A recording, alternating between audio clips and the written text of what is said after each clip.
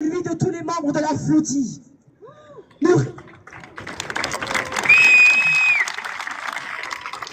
Nous restons mobilisés jusqu'à la fin du blocus, jusqu'au démantèlement du régime colonial et génocidaire, jusqu'à ce que tous les responsables rendent des comptes devant la justice et jusqu'à la libération du peuple palestinien. Enfin, ce soir, nous accueillons notre frère Moustapha Kakissi, porte-parole de la Global Soumoud et coordinateur international. Donc je vais vous demander, s'il vous plaît, de l'accueillir chaleureusement, avec un accueil digne et à la hauteur de ses actes. Bravo! Bravo!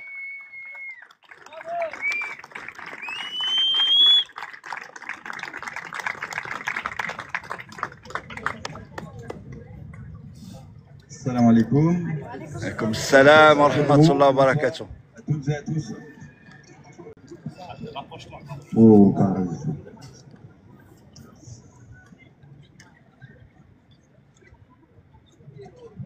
Alors, il y a tellement de choses à dire. Je ne sais pas par où commencer.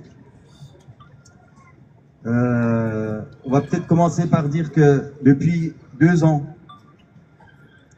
depuis 24 mois, on est en train de vivre ce qu'on a perdu comme dignité, notre dignité humaine, où on n'a pas pu malheureusement arrêter un génocide.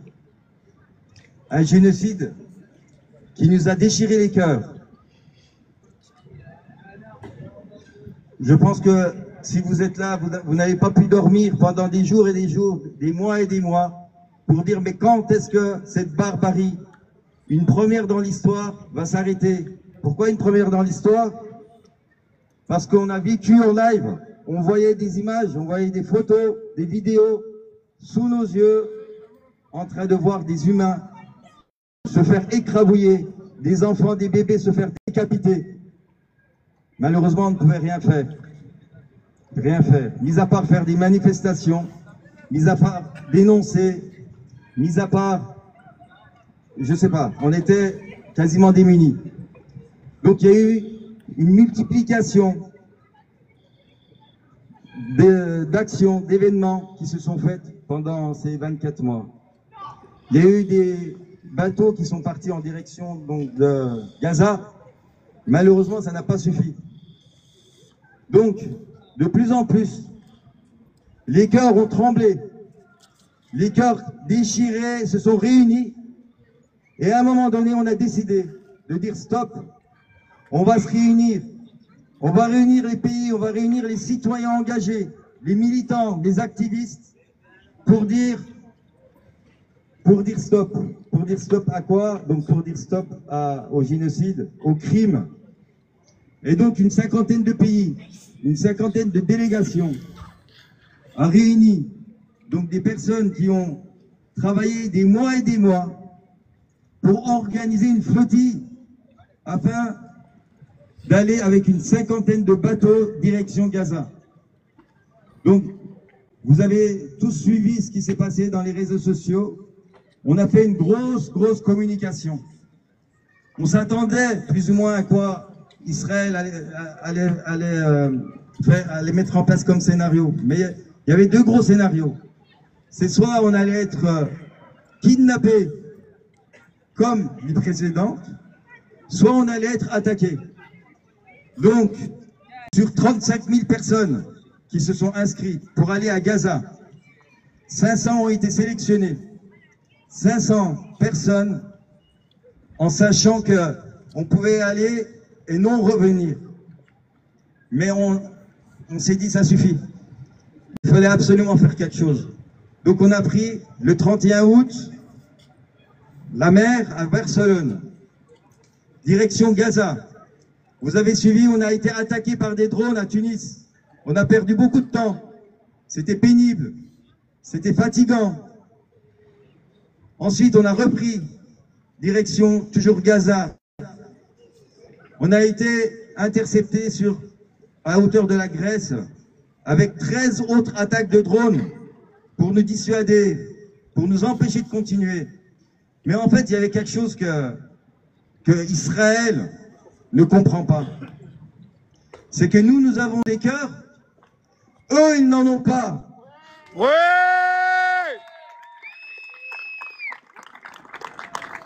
Nos cœurs ont vibré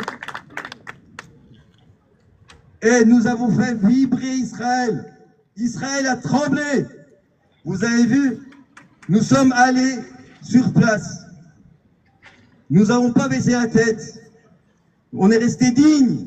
Pendant le laps de temps, je vais y venir tout à l'heure, on n'a pas baissé la tête. On était là parce qu'on avait raison. On avait raison.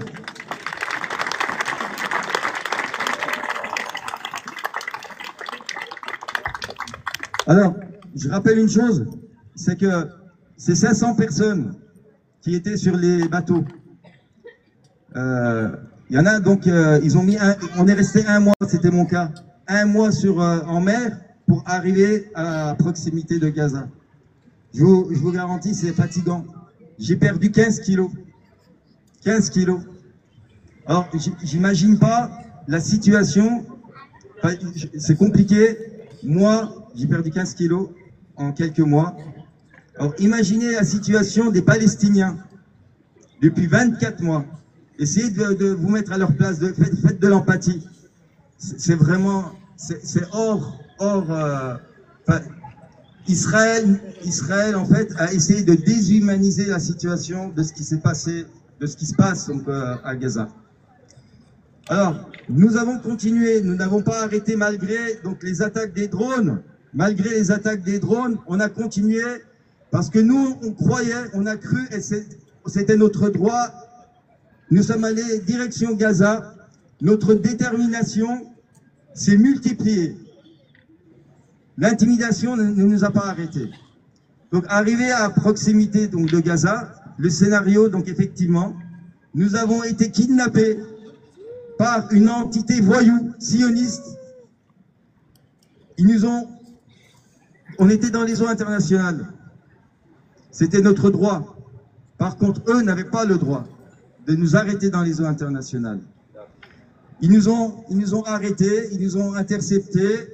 Donc, vous avez tous sûrement dû voir des vidéos parce qu'on était suivis 24 heures sur 24. Donc, c'est à partir de là que nous, on était coupés du monde. Plus de téléphone, plus de connexion, plus de suivi. Donc, on a été emmenés en Israël, au port d'Ashdod. Donc, c'est là qu'a commencé l'humiliation.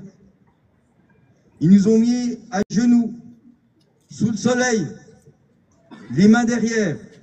Certains avaient jusqu'à 86 ans, par terre, sous le soleil, pendant des heures et des heures. Humiliation totale. À l'intérieur, ils ont continué les checkpoints. Ensuite, différentes formes d'humiliation. Intimidation. Certaines personnes ont été vraiment violentées. Certaines personnes ont été violentées. Donc vous allez dû voir ça aussi dans les réseaux sociaux. Ensuite, on a été emmenés avec des bus. On a été emmenés avec des bus, on ne savait pas où. Pendant des heures et des heures. Pendant des heures et des heures, on était dans le bus, donc on était coupés du monde. On n'avait plus la notion du temps.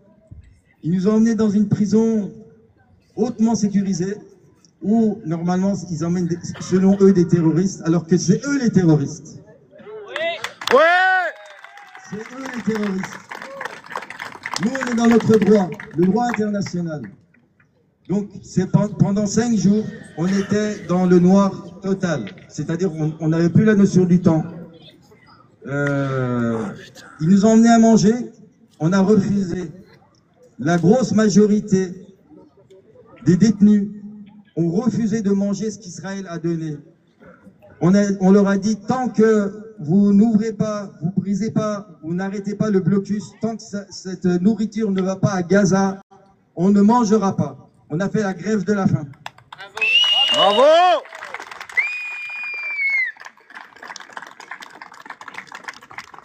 Donc pendant ce laps de temps, il y a quand même quelque chose d'extraordinaire, c'est que nous, on était sur les mers, mais vous, au niveau national, au niveau international, avant d'être interceptés, on a vu que beaucoup de pays, notamment l'Italie par exemple, ont paralysé le pays.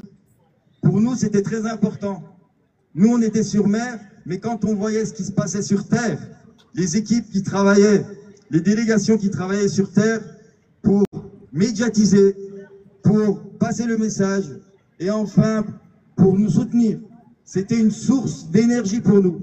Très important, très important. Pendant le voyage, c'était une source de morale. C'était vraiment important pour nous. Ça nous a énormément aidés. Notre détermination est vraiment restée au plus haut niveau. Et on savait que quand on allait aller là-bas, quand on allait être kidnappé et coupé du monde pendant des jours et des jours, franchement, on avait confiance en vous. Vous avez fait trembler Israël. Bravo!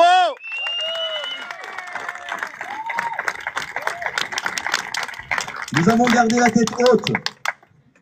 On n'a pas baissé la tête pendant ces jours-là. Et effectivement, Israël, ils nous ont fait du tort. De toute façon, il y a des plaintes qui sont en cours. Il y a un certain nombre d'injustices qui ont été perpétrées. Mais nous n'avons pas baissé la tête et on savait qu'on allait ressortir parce que vous avez fait du travail formidable. Merci encore. Bravo! Merci à vous, vous êtes les honorables!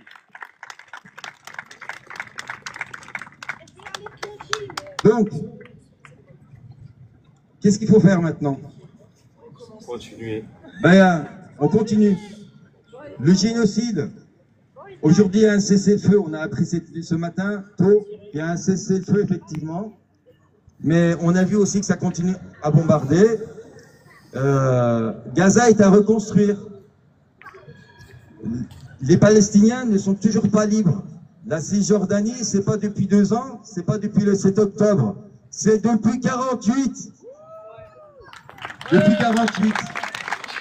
Donc, tant que la justice ne sera pas faite, tant que les génocidaires ne seront pas sanctionnés, tant que les complices des génocidaires ne seront pas sanctionnés, eh ben, on va pas arrêter. On lâchera pas. On va dénoncer, on va les poursuivre en justice pour que, comme on l'avait dit il y a très longtemps, plus jamais ça. On avait dit plus jamais ça.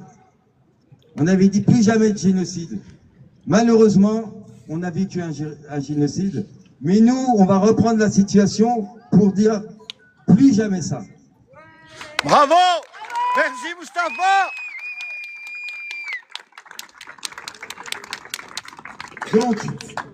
Donc, encore une fois, avec vraiment le travail formidable que vous avez réalisé, vous vous êtes mobilisés partout dans le monde, hein, c'est vraiment partout dans le monde, dans les 150 pays, 200 pays, ça a bougé de partout. Donc à un moment donné, Israël, comme Israël a tremblé, comme ils ont eu peur, ils ont été obligés de nous lâcher, de nous expédier. Donc ça, c'est encore une autre histoire. Nous, on devait revenir en France, on a été expédié à Athènes. Je ne sais pas pourquoi. Alors, quand on a été expédié, vous voyez ma tenue? En arrivant, j'étais comme ça, et en repartant, je suis reparti comme ça, avec un sac et quelques éléments dedans, et je suis revenu comme ça. Vous voyez? Même ça, Israël, ayant perdu son humanité, on l'a vu depuis 24 mois, ceux qui sont capables de mettre en place, de faire subir, d'infliger une barbarie ainsi, vous voyez, moi, à côté, c'est rien. Mais voilà ma situation. Je suis revenu comme ça. Mes affaires, je les ai plus. Voilà. Donc, nous allons continuer les efforts. Nous allons continuer les mobilisations. On ne va pas lâcher tant que justice ne sera pas faite et tant que la Palestine ne sera pas libérée.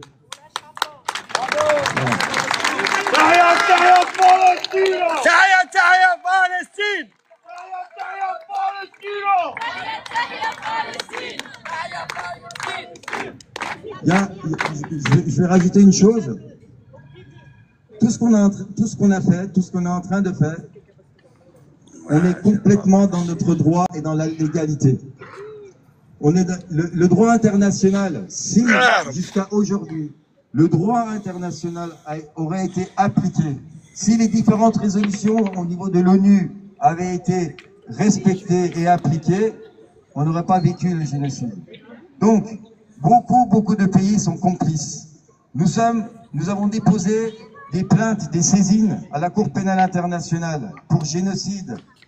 D'ailleurs, une pensée aux détenus palestiniens dans les geôles israéliennes. Il y a plus de 11 000 Palestiniens qui sont dans les prisons, dans les geôles israéliennes. Des otages, ce sont des otages. On ne sait pas pourquoi, la plupart on ne sait pas pourquoi, il y a 400 enfants. Il y a 400 enfants, et ça dure depuis 48. Ça dure depuis 48. Donc il y a une saisine qui a été déposée à la Cour pénale internationale pour, à ce niveau-là, pour défendre les Palestiniens. Et il y a encore d'autres saisines qui ont été déposées contre les gouverneurs, les chefs d'État, qui ont été complices, soit par leur silence, soit par la vente d'armes à Israël pour aller tuer des innocents, pour aller tuer des bébés, des enfants, des femmes et des hommes. Donc, il faut absolument continuer, on ne va pas lâcher, que ce soit sur le plan politique, que ce soit sur le plan juridique, que ce soit sur le boycott. Malheureusement, je vois encore des citoyens qui boivent du Coca-Cola. Qui vont manger un McDo. Et toutes les autres marques que vous connaissez. Donc, si vous voyez ça, s'il vous plaît, si vous voyez ça, permettez-vous, avec toute la politesse qui va bien, permettez-vous d'aller les voir 5 minutes, 3 minutes. Vous leur dites, vous savez, moi je le fais systématiquement. Quand je vais manger, je vois du Coca-Cola, je dis, mais pourquoi tu vends du Coca-Cola? La honte! Pourquoi tu remplaces pas par du Palestine Cola? Ça existe maintenant. Je veux dire, est-ce que les vies ne vaut pas plus que du Coca-Cola, par exemple? Je sais pas. Donc parlez, mais parlez avec sagesse, parlez avec le cœur. Je suis sûr qu'on va convaincre au moins la moitié des personnes. Oui!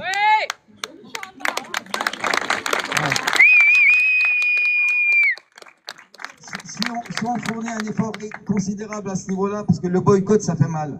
Le boycott, ça fait très mal. On voit de plus en plus de magasins ou de firmes ou de chaînes qui ferment dans certains pays parce que le boycott fonctionne. Voilà. Si vous avez des questions, je suis là pour répondre. Sinon, je passe la parole à Leïla. Merci! Bravo, bravo. Mustapha, Mustapha, Mustapha, Mustapha, Mustapha, Mustapha, Mustapha, Mustapha. Bravo à Mustapha, bravo à tous les membres.